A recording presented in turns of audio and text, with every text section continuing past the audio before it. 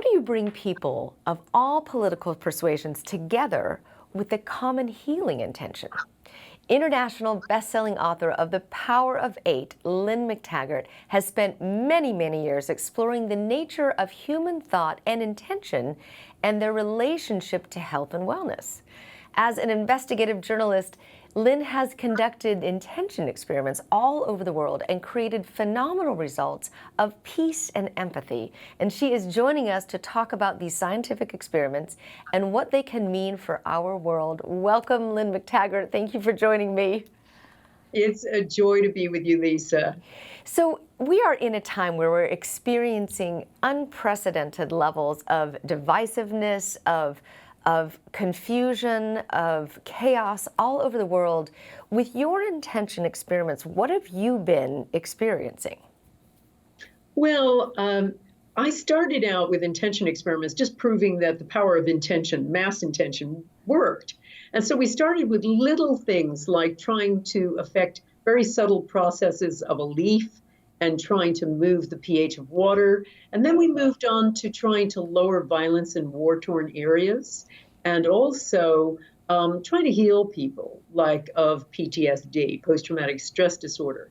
Now, one of the things I noticed when we did a 2010 peace intention experiment that was to mark the 10th anniversary of the terrorist attacks on 9/11, I was pretty tired of those buildings coming down. That image, yes. Constantly, and I thought, we need a new image here. So I partnered with a guy called Dr. Salah Al-Rashid, who has hosted me in the Middle East many times. He is like the Deepak of the Middle East. And we decided to bring an Arab audience, his Arab audience, and my American audience together, and to do an intention for 2 southern provinces in Afghanistan to lower violence there. That was the very epicenter of the Taliban. So we did this, and we had the intention experiment on my website in both Arabic and in English. And it was really interesting. I mean, we had, after that, as has been the case with 6 other peace intention experiments, we noticed an unprecedented lowering of violence. And combined NATO forces had a report about it afterward and said there was, the greatest sustained lowering of bombings and attacks, et cetera. That's how you measured it. That's fascinating. Now, what do you do during these intention experiments? It's just 10 minutes, and I have a very specific intention experiment that I put up. And I ask everybody to hold that intention and hold visualizations for peace. There's a whole process I walk people through. But what was really interesting about this one, Lisa, was that I noticed what was going on with my Facebook page. The Arabs started writing to the Americans things like, "Your God is my God." The Americans were saying, "You're our brother from the other side." And they started befriending each other, and they also started forgiving each other. Both sides apologized. It was amazing. So that kind of brought me to a big idea a year ago when I ran a big intention experiment in the Middle East with both Arab and Israeli audiences. I was working with technology that enabled me to put cameras in different locations, 9 different locations. So we had cameras in conference rooms in 8 different Arab cities, in Saudi Arabia, Kuwait, Oman, etc. And the 9th camera was in an audience of Israeli Jews. And we did this intention to lower violence in an area of Jerusalem that was experiencing a lot of violence. And I also ran it live on my YouTube channel. So we had people from all over the world participating. So again, there was a lowering of violence in Jerusalem, but not the interesting part of the story. With this technology, I could speak to the different groups and they could all speak to me and each other. So when I called on each of them, they started saying things like, "Your God is my God." They all started crying. They all started saying things like, "We love you.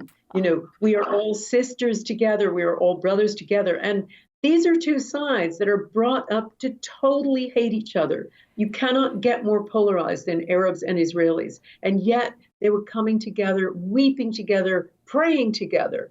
And This went completely viral all over Israel, all over the Arab nations, and a lot of the press were saying, well, it's little initiatives like this that are going to heal things in Jerusalem and in Israel, not big political gestures. Couldn't agree more, because it shows us how the power of the people and the intention of the people is what is really needed. It's where most organizations and movements are created. Look at the environmental movement. It's definitely not happening within the government systems. It's happening from these 2 million environmental movements around the world. You as well are creating these peace intention experiments.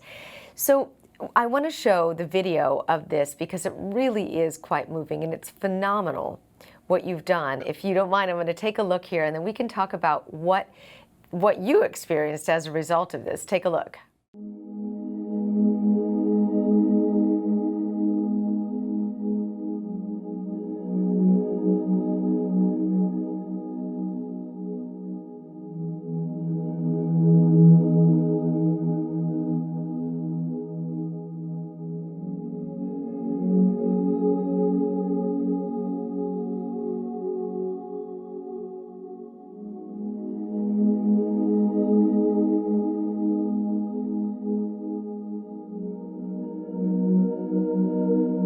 We can be Jews, Christians, Muslims, Buddhists, we can be Arabs, Israelis, Americans, Europeans, Chinese, whatever we are. Now we're all coming together to form this change that we've been looking for a long time, and this is the time. And it's always, if we don't do it, then who's gonna do it? And if we don't do it now, then when are we going to do it? So we're not going to leave it for the politician.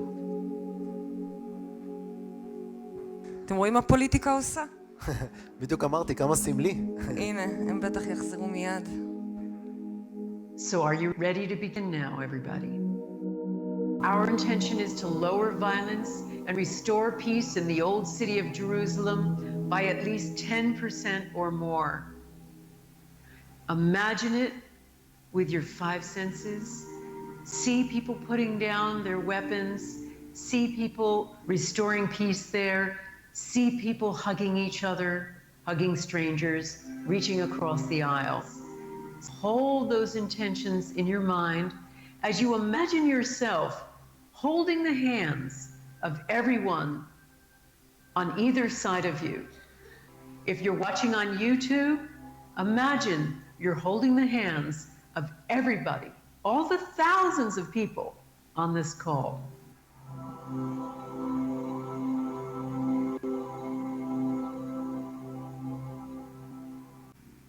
Can you feel the connection?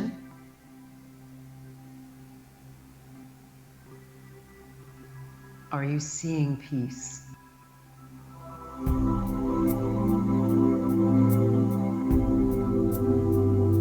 We have someone from Amman. This amazing experience. We all here crying at the room, our tears falling down. Like a big party. I like to have fun, so I feel fun. I feel like I was young again. Like I'm in a big party.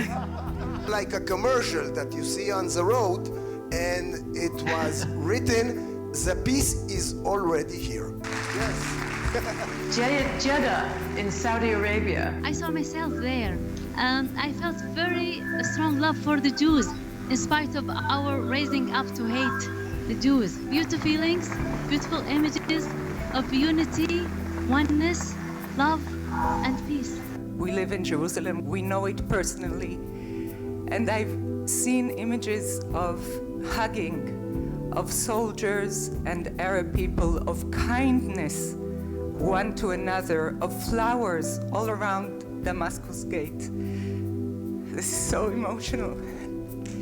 And I've seen the 4 quarters of the old city as the 4 rooms of my personal heart.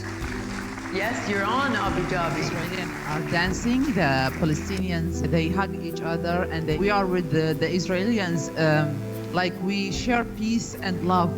which is an amazing thing. And I want to thank you and everybody participate in this participation.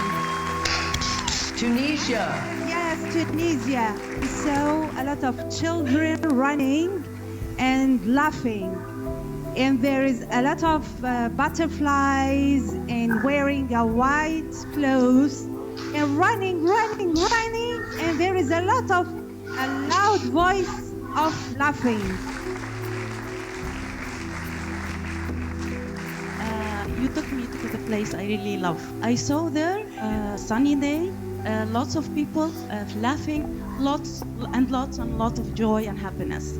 I wish I could stay there. I wish I didn't come back. My name is Fatima Salami, and the peace in Arabic means salam, and my name is Salami.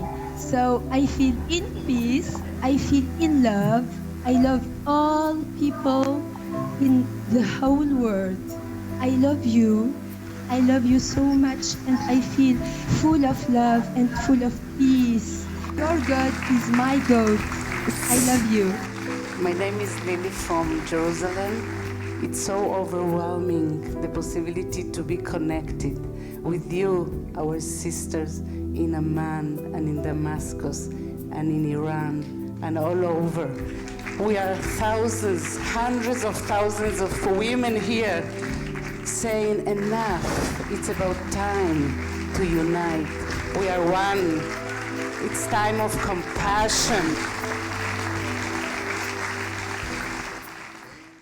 Every time I see that, I get chills, Lynn. I have to ask you, what was the secondary experience that you found as a result of this massive healing and beautiful healing that happened between these groups of people? Well, I think what it gave me was a big idea, which was the idea that we can use intention experiments. And while the outcome is really interesting, the more important thing is the effect on the participants.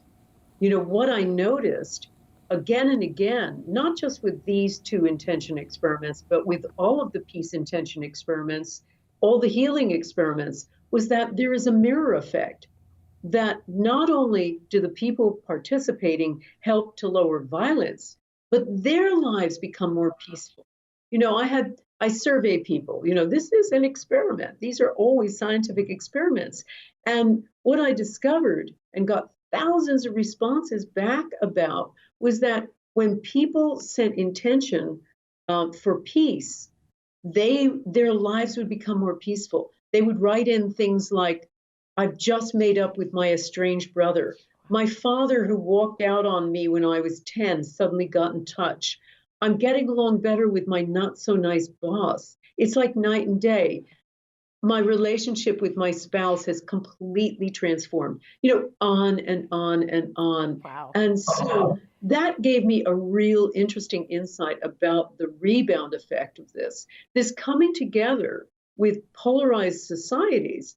So the big idea is I'm starting to work on a giant intention experiment for 2020 that will bring together Republicans and Democrats, you know, polarized people from around the world, you know, Brexiteers and Remainers in the UK, people from Europe, people in the UK, you know, the people who are on one side or the other, and allowing them to come together in this way. It's such perfect timing because we have been experiencing this incredible polar divide, especially in America, in the political situation here, and even within the parties, there's a divisiveness.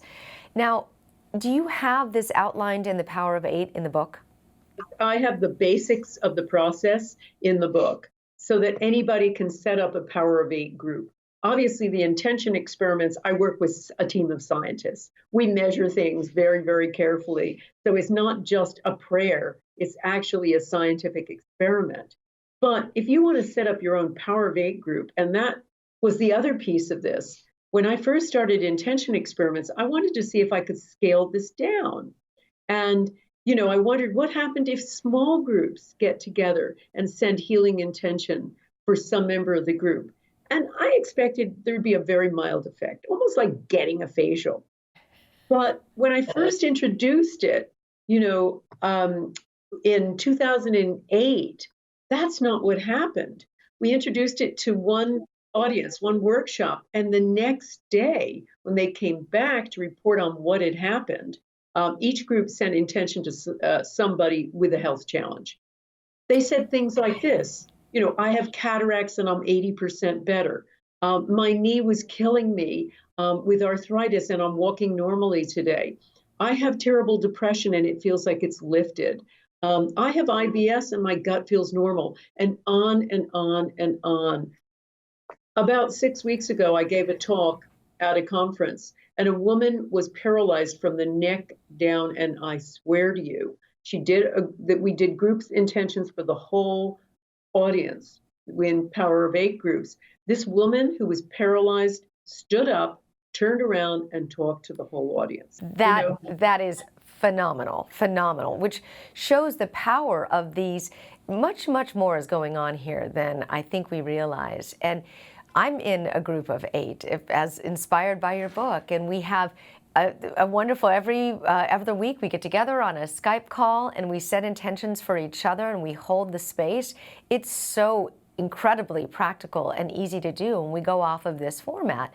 And we've, throughout, when you know people for a while, people pass away, there's challenges that happen in people's lives, illnesses, and we've held this group together throughout our lives. And what's even more that has happened, other than our individual businesses getting better, is that we've supported each other through cancer, through deaths, through incredible trying times within our lives of this little group of 8 that we have. And it's just a sisterhood. It's really a beautiful thing that happens. So my question for you is, take, for example, you have a family who is half Republican and half Democratic, and they have a very strong divide within the family unit, and they're not speaking anymore. They're divided. Can you set the intention without the other people knowing, with the good intention of healing the divide? Well, I always tell people they should tell people that they should seek permission unless the person is in a coma, has been run over, or is a baby. We have plenty of intentions for infants and even fetuses. My community, every week, we set an intention for 3 members of the community who have health challenges, and oftentimes they're very, very serious. Sometimes they're for babies. And, we record the successes too and report back on those. So for that divided family, what I would recommend is that the 4 people who want to try to heal things, first of all, invite the group that aren't speaking to each other to just try this together, to see what happens. And just have them come together and set an intention to heal things and to, not change what they believe, but change the space between them, change the energy between them. And that's what we really say. I mean, I've done a lot of work on this with intention. I work on it with our Intention Masterclass, which I run every year. I've done a lot of work on just getting people who don't talk to each other to set intentions to do so. You don't have to change what you believe. It's like this group of right to life people and right to free choice people in Cambridge, Massachusetts, some years ago, when there was a shooting there. The 2 groups thought we have to do something about this. So they got together, met in secret, and told each other why they believe what they believe.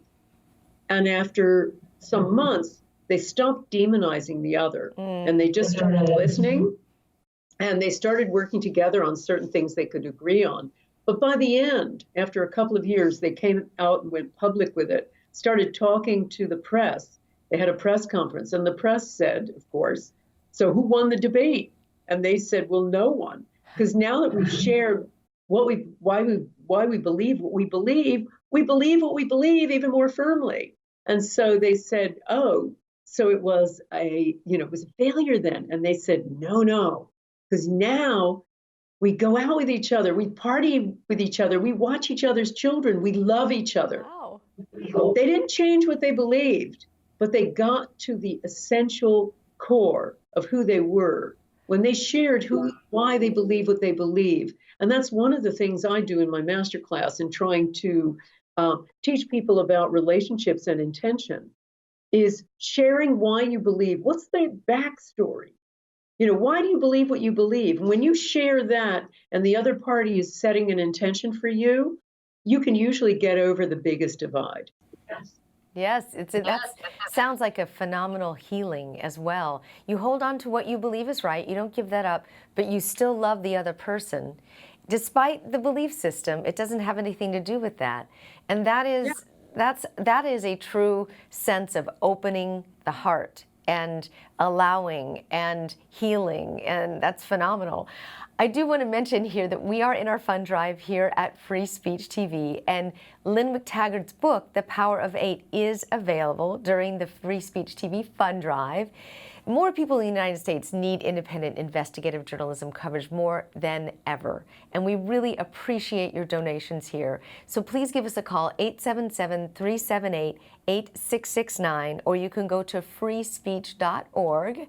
And we have chosen Lynne's book, which is absolutely incredible. It's a approach for you to learn how to create the Power of 8 groups in your own life. We really appreciate your donations. So we're asking for a $75 donation for the book, The Power of 8. It allows us to keep independent journalism alive here and deliver honest, empowering reporting every day. And that's our commitment on The Aware Show and The Aware News. And we're asking for your support by donating $75 for Lynne McTaggart's The Power of 8 book. You can call right now, 877-378-8669. And you can also ask the volunteers in the phone room about the Aware Show water bottle. It's got the logo of the Aware Show and the Free Speech logo on it. There's also bumper stickers for a $20 donation you could add on to Lynne's book. Or you can get the yoga mat and the tote bag with the Aware Show and Free Speech logos as well. So definitely give us a call, 877-378-8669. Now, you just mentioned your mastermind groups, and I do get your emails, Lynne, and that's wonderful as well. You can, the website for you is thepowerof8.com. No, it's LynneMcTaggart.com. Okay, all right, LynneMcTaggart.com. You can check that out there on the book. You can see Lynne's spelling of her name. So your mastermind groups, I do get the emails of people that you're setting in the intentions for, and I see them come through, and they're heart-tugging of someone who's really going through a very, very challenging time. And I lend my attention, my intention to this person whenever I see this come up in my inbox. How do you work with these groups, and how do you do the master class? How does this work? Okay, well, there's two separate things that we do. One is Intentions of the Week, which we invite our entire community to come on every Sunday. I believe it is 10 a.m. Pacific, 6 p.m. UK time, 1 p.m. Eastern, and all over the world, people participate and set intention for the 3 people I've chosen. It's my worst job of the week, Lisa. I choose 3 people out of this, my inbox, who have health challenges. And we do that, and then we ask for feedback from the people who have nominated them, and we get some amazing stories, like Jessie, who avoided a hip replacement surgery, and Sophie, who reversed her leukemia, a young woman, Katie, whose blocked carotid artery cleared. We had all kinds of stories. Chrissy, who reversed her stage 4 bone marrow cancer. Just goodness. On and on and on. Just amazing, amazing stories of recovery. And so we post what happens to them, to our community. So that's just a 10-minute intention. We do a 10-minute intention for each of these people, and that's what I found over and over again. People think you need to meditate for hours. I've not found that. I've found that all of our intentions that we set are just 10 minutes. Now, the other thing I do... It's just a 10-minute intention that's spoken out loud, that's spoken to the group. Do other people chime in? No. It's not spoken to the group, Lisa. It's held inside. The group decides what the intention statement is, and my big recommendation, one of the tips of 13 keys for intention mastery that I teach, is to be specific. So the intention has to be highly specific. Tell the universe exactly what you want. And everybody decides on it together, but everybody holds it, thinks it, while imagining that person doing whatever your intention is. Let's say it's for getting a financial windfall. Imagine the person getting the check in the post, in the mail. If it's healing, the right toe of their, the big toe of their right foot, imagining that being well and them walking with ease, et cetera, et cetera. So that goes on in the intention masterclass also, but the masterclass is a year-long course that I give. And I do this, I open up my doors once a year, and I've just opened them up for the Masterclass 2020, the Power of 8 Intention Masterclass. And here's how it works. I have 10 webinars through the year, 90-minute webinars. First 6 weeks are Intention Boot Camp, and where people learn all the 13 keys. They learn how to counter negative intention, their own and everybody else's, how to use it for relationships, for picking up information from other people more intuitively, how to do the groups, all of that. And then later in the year, I have catch-up calls, and I teach people a little bit more, how to undo blocks, how to get over anger, that kind of thing. But the other thing we do is we put people in groups. We put people in Power of 8 groups in their time zone. And this is their intention family for the entire year. And I send them tips, advice, guidance, etc., every week for an entire year. And they meet together, and most of them meet weekly. And we've had some extraordinary successes. We're winding up the 2019 group, and we have people who got their dream house. Wow. We've got people who overcame PTSD and heart failure and eczema and all kinds of things like that. People who got windfalls, didn't have to pay debts when they thought they were, and just on and on and on. And I monitor what people are doing. They have an online report system with me, and I monitor what's going on. Incredible. I'm a little curious about how it does work. I know that you have studied the human energy field in the Power of 8 book, and you talk a little bit about it. Can you tell us about how this works? Sure, Lisa. Now, I just want to preface this by saying, I was really out of my comfort zone when this happened by accident. As I say, I was just trying to scale down the intention experiments, and I started running them to try to prove intention works, because I'd read some information and seen some studies about, that thoughts are things that affect other things and stuff in the laboratory. But I wanted to know, being, the hard-nosed journo that I am, how far can we take this? Are we talking about just subtle effects? Or are we talking about curing cancer with our thoughts? Wow. And also, what happens when you put people in a group? So I didn't expect the intention experiments to work, but I've run 33 of them, and 29 have shown measurable, positive, mostly significant effects. Every single one done with a scientific team or scientific lab. Now, with the Power of 8 groups, when I scaled it down, once again, the doubting Thomas and me, the hard-nosed journo, expected it to be this little mild effect, like getting a facial. And so I was the biggest, I was the biggest student in the room. I was the most shocked of anyone. And it took me 10 years to write about it because I needed to understand it. How it works. So you asked, why does it work? Mm-hmm. Well, obviously there is the power of intention. There's no question. I wrote a whole book about this, the Intention Experiment book, that demonstrates all the power, all the evidence about the power of intention. Mm-hmm. Thoughts are things, but thoughts are things that affect other things. But the other big piece of this, there is the effect of a group. Groups have, as one psychologist put it, a collective kind of sizzle. They have it's kind of a kind of collective effervescence. Like a field. As he put it. It's kind of a field effect. But the real secret sauce to it, Lisa, is altruism. You see, one of the powers of the Power of 8 group is you get off of yourself. You're not always intending for yourself. All of our personal development stuff is all about more stuff, more effects for me.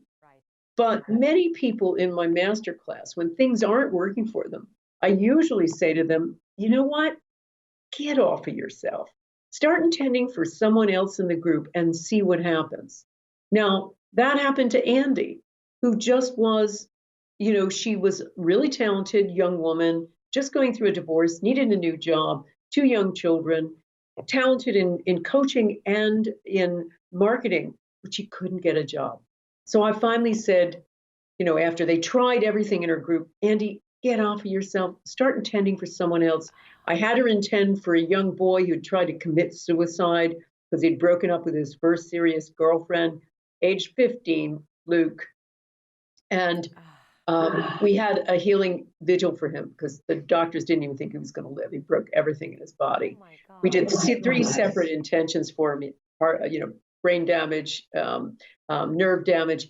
And Luke got out of the hospital in record time. And I want to tell you, I just met his parents a couple of weeks ago because they had kept up a running commentary about Luke. And Luke is now a totally healthy 18-year-old. So this was amazing. But here's the interesting thing. The interesting thing was not just Luke. The interesting thing is what happened to Andy. As soon as she got off of herself, Lisa, she gets a call out of nowhere from somebody offering her dream job. That happens over and over and over again. Or we have people who do an intention for someone with a rotator cuff problem, a shoulder problem. 2 other people in the group who have painful shoulders will also heal. There's some weird mirror effect going on here. It's amazing, but it is the altruism. And that's amazing. The fact that it's replicatable is amazing. Absolutely. And what goes on, I think, when I started studying altruism, I found altruism's like a bulletproof vest, Lisa. Anybody who does anything for someone else, according to the studies, lives a longer, healthier, happier life. Wow. I mean, if you're sick with something, if you're ill with something, and you help somebody else with the same illness, you're more likely to be healed. Yeah. Studies that have looked at this, where they've looked at, for instance, people with depression, and they've had 400, this was a study of 400 people with depression. One half of the group were assigned to receive prayer, and the other half of the group were just assigned to give the prayer. Now, afterward, when the psychologist measured what was going on, he found the people who had got the prayer got better, but not anywhere near as much as the people who had given the prayer. Wow. Wow. So that has happened over and over. All of the studies show that kind of service is really the healing element here. That is incredible. That's incredible. And it's described again and again in the book, The Power of 8, which is one thing that I want to mention that we're donating. If you donate today, $75, you will get a copy of Lynne McTaggart's book, The Power of 8, for our fund drive here at Free Speech TV. And we really do appreciate your funds. This is how we keep independent news and programs free for everyone. So we ask you for your support by donating $75. You will get the Power of 8 book. And it's really supporting independent journalism, which Lynne McTaggart, by the way, is all about. She really understands what it means to deliver honest, empowering reporting every day. We're going to talk about that in a second.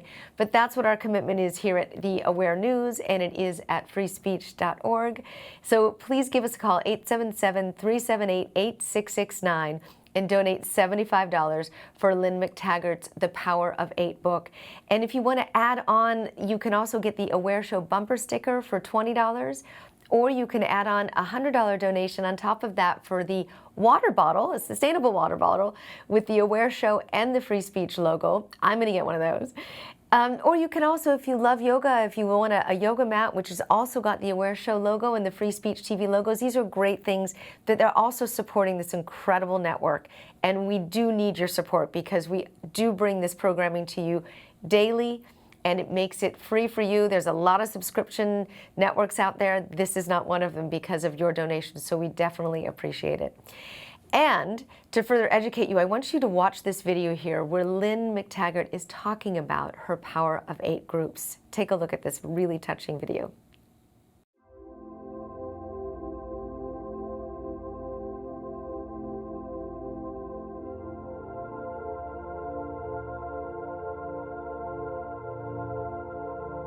In my latest book, The Power of Eight, what I really discovered was that everything I thought I knew about the power of intention has, in a sense, been turned on its head.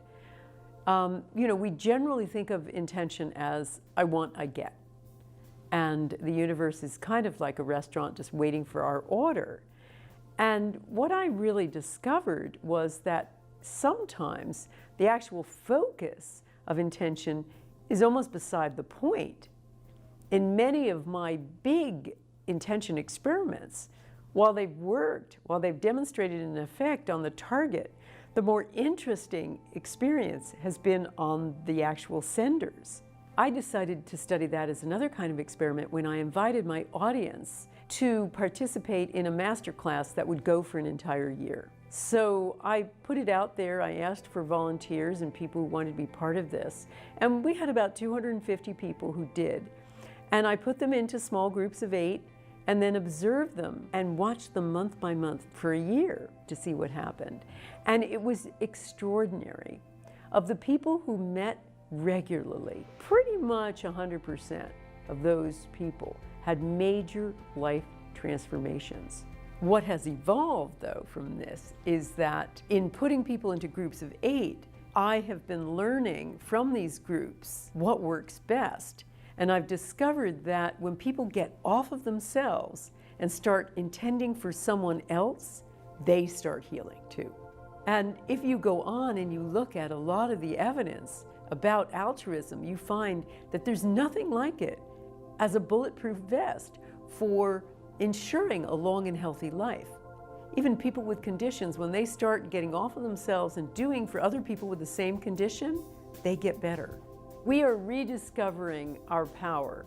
Many other cultures have understood this. They've used extended human potential in their lives. They use intention, ESP, remote viewing religiously. They use it every day. It's only we, Western mind, and by that I mean modern mind, that create this limiting view of ourselves as these discrete objects and these discrete beings that are highly materialist and that we can only do with our senses, our immediate senses, what is, just right there in front of us. And we define ourselves in such limiting biological terms. So it's reacquainting ourselves with what the ancients have understood for centuries, and then exploring that capacity and seeing if we can extend beyond that.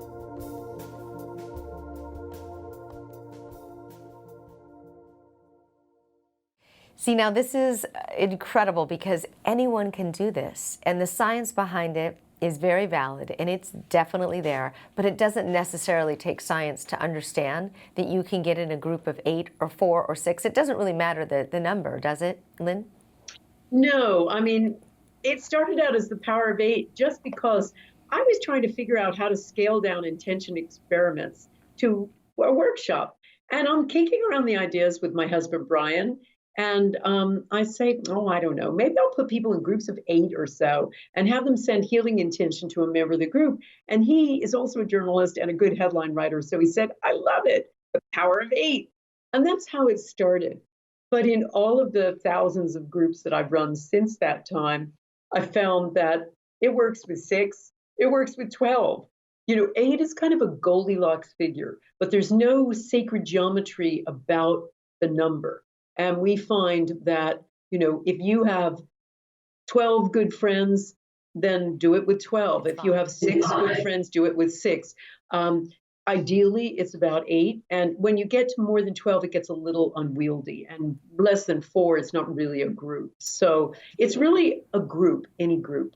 Now, in the video at the end, you mentioned that these are ancient techniques that you had learned about and they've been used for centuries. Can you talk a little bit about those techniques and where we might see them in history?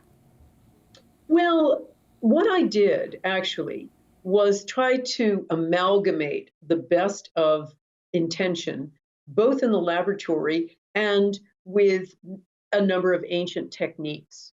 So I worked with Qigong masters, master healers, Buddhist monks, and each of them have specific, certain techniques that are specific to their modality.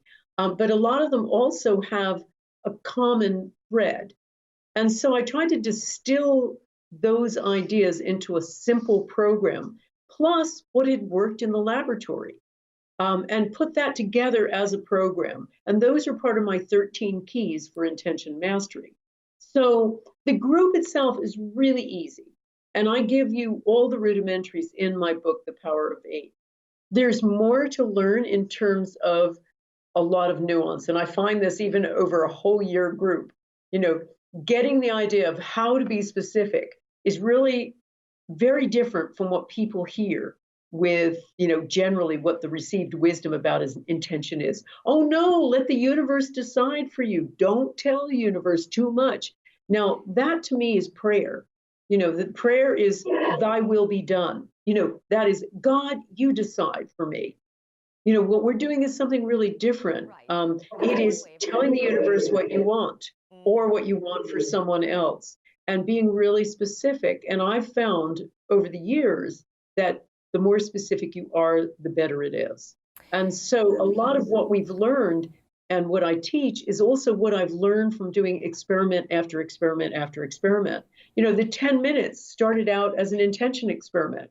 And that, the only reason we did that was because we thought when we did the first intention experiment, there were going to be people who hadn't even meditated, who were part of the group of this first intention experiment, and they might not be able to hold this thought for more than 10 minutes. So when I worked with the University of Arizona's noted psychologist Gary Schwartz, we devised this as the first thing to do. And because that worked so well, we've used it ever since. And that's what I try to do all the time is we find out what works and we focus on, you know, making it what is working and what is, and add that to the brew. And making it accessible for all of us. And I love the fact that you've done the research and that you don't have to be a long-time meditator for something like this to work out. It doesn't even have to involve a religious belief, although I usually add in God to my intentions and the universal energies to my intentions, but it's just my own personal flavor, my own belief, because I think it broadens it a bit.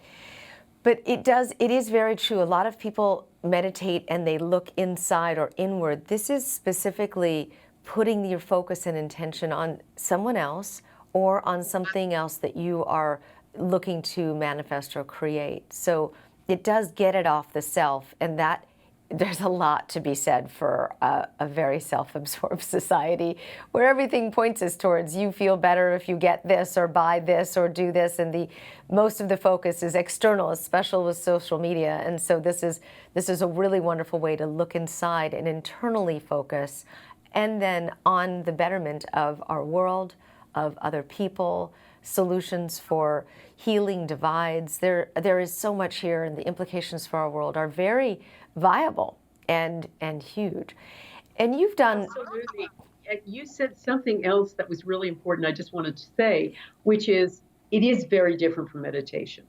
And one of the things I teach in my master class is how to develop a highly focused mind, because we actually did brainwave studies on this with Life University, largest chiropractic university in the world. Their neuroscience department has been doing studies on the Power of Eight groups. And we used a batch of student volunteers, most of whom had never meditated before. And what we found is they had brainwave changes almost immediately that were completely unlike meditation, which shocked us. They were much more like a Buddhist monk involved in ecstatic prayer or a Sufi master involved in chanting, as measured by the University of Pennsylvania. They were almost identical brainwave signatures, and what they demonstrated was a lowering of all of the parts of the brain that make us feel separate. So what these were a signature of somebody who is in a state of ecstatic oneness. So that's the real amazing part of it. And I think that's also the secret sauce to transformation with these Power of Eight groups is it. And the more you work over time, this is what we measure in our intention masterclass. We find that the more people do this and the more regular they meet with their group, the faster they get into the state of oneness. And that's the state where miracles happen. How do people find out more about the masterclass, the intention masterclass? they can go on my website, lynnmctaggart.com. Okay. And if they just go on my front page, on my home page, they can click through. There's a little link there that takes them to the current masterclass. And as I say, the Power of 8 Intention Masterclass 2020, the doors are just open just now. Awesome. So. Now, on Lynne's website, you'll also see that she is the creator and the editor of What Doctors Don't Tell You. It is an online magazine. It's also a hardcover magazine. How long have you been writing for this creation of yours? This creation started 30 years ago, 30 Lisa. years ago. Wow, congratulations. It's phenomenal. The research that is done. I absolutely love the articles in What Doctors Don't Tell You because it's solutions that you won't really normally see in mainstream media because usually those solutions are with a pharmaceutical intention. And in this particular magazine, you offer natural alternative solutions, which is phenomenal. So can you tell me a little bit about the magazine and why you started it? Okay. It started as a newsletter 30 years ago. And we started this because I'd been ill more than 30 years ago with what everybody would recognize now as a faulty microbiome. You know, I had some gut issues like leaky gut, et cetera, but they were manifesting with all kinds of weird symptoms. And it took me a long time to find a real pioneer nutritional doctor who got me better. And after going from everything from conventional medicine to the outer rim of alternative medicine, to find this guy and to get better, I was really inspired. And my husband, after a while, said, you know what? And I probably got pretty boring on the subject because I was talking about it all the time, this extraordinary journey I had taken with this doctor. And he said, you know what? Don't tell me, tell the world. So we started what we thought was going to be a little newsletter because I'd just given birth to our first child. And we thought, you know, it would just be a way to just do a little something. It took off right away. And we had great positive press back then. They appreciated independent journalism about medicine. And so it was just a newsletter. But in 2012, we turned it into a magazine. And now it's in 20 languages. We ourselves publish the UK and the US version, and it's also in languages around the world where it's licensed.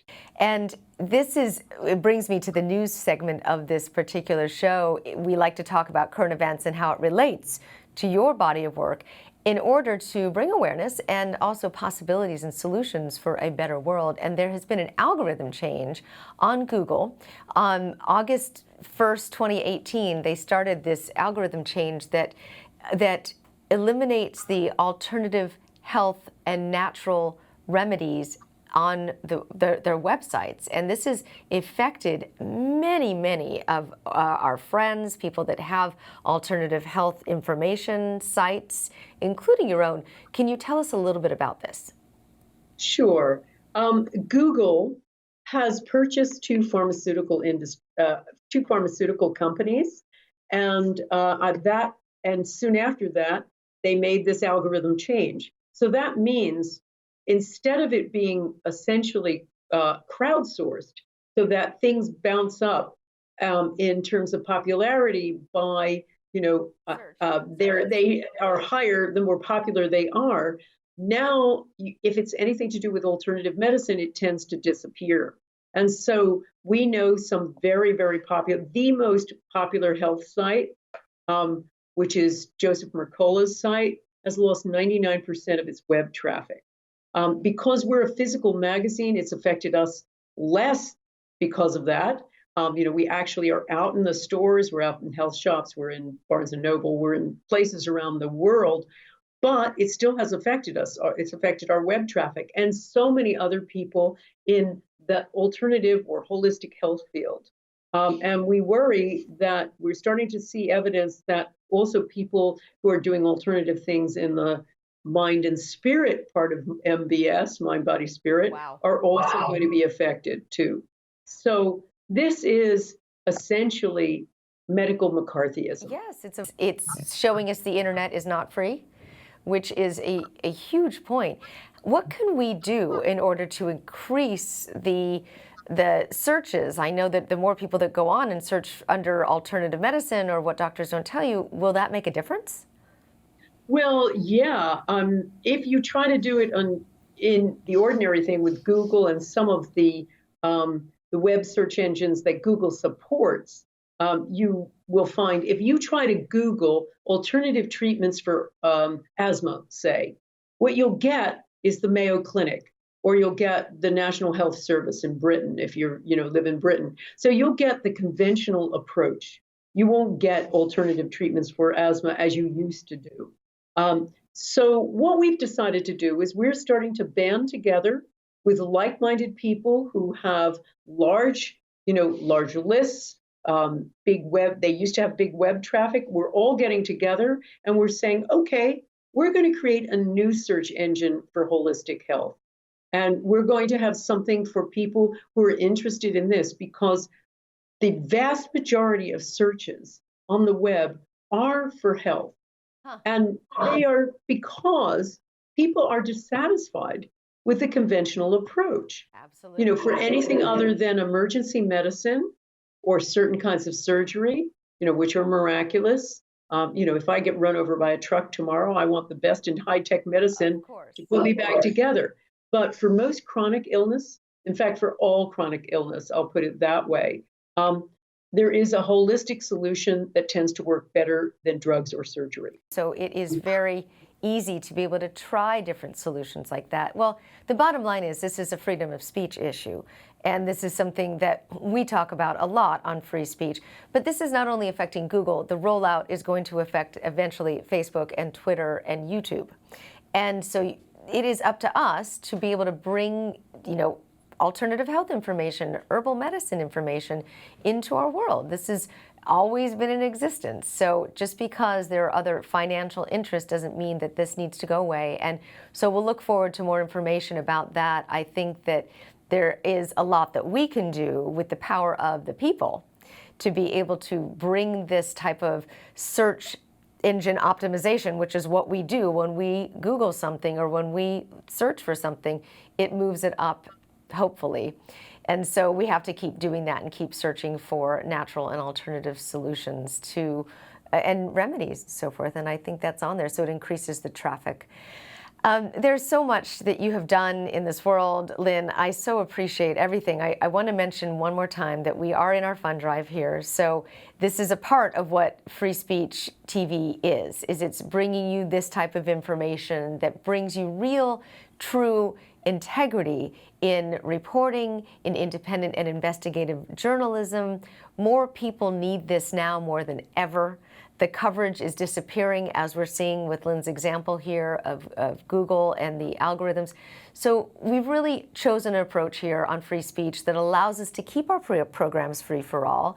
And that is why we're asking for your support by donating $75 to Lynne McTaggart's Power of 8 book.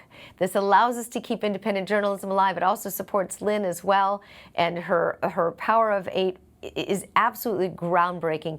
More people need to know about the power we have to be able to impact our intentions on the good of others, on the good of our planet, on the good of our nation. I'm sure that you're going to use the intention experiment and the Power of 8 on what you're doing with the new algorithms here, Lynne. So you're going to be using your own work here, I'm sure. So I really appreciate your help and everything that you've done to expose us to this information. This isn't information that we would learn in schools even, because you're doing the scientific backing with all of this. And really all it has to do with the power of our thoughts. This is utilizing the power of something that no one can ever take away from you, which is the power of your own thoughts and your own intention. And so Lynne's put together a wonderful system here of how to form these groups of 8 and to set intentions for yourself and for others, and to learn about altruism, which is also an incredible virtue, to learn about all of this. So please give us a call right now, 877-378-8669. That's 877-378-8669. Or if you go to freespeech.org, you can also donate online. Just click the donate button there and search The Aware Show, and you can look up Lynne McTaggart's The Power of 8 book with the $75 donation there. And if you put in a $100 donation, you can get The Aware Show sustainable water bottle with the logo of The Aware Show and the Free Speech logo. Or for a $20 donation, you can go get the bumper sticker and all sorts of great goodies there. Thank you so much, Lynne, for all of your work, for all you're doing in the world, for being an investigative journalist. We so appreciate you and everything that you stand for. Thank you so much, my friend. It's my pleasure. Thank you, Lisa. All right. And thank you so much for being a part of this program and for being an empowered voice for change. If you'd like to watch more inspirational programming, you can check out my website, which is theawareshow.com, and other shows here on freespeech.org of The Aware Show. I'm Lisa Garr, and until next time, I invite you to stay aware.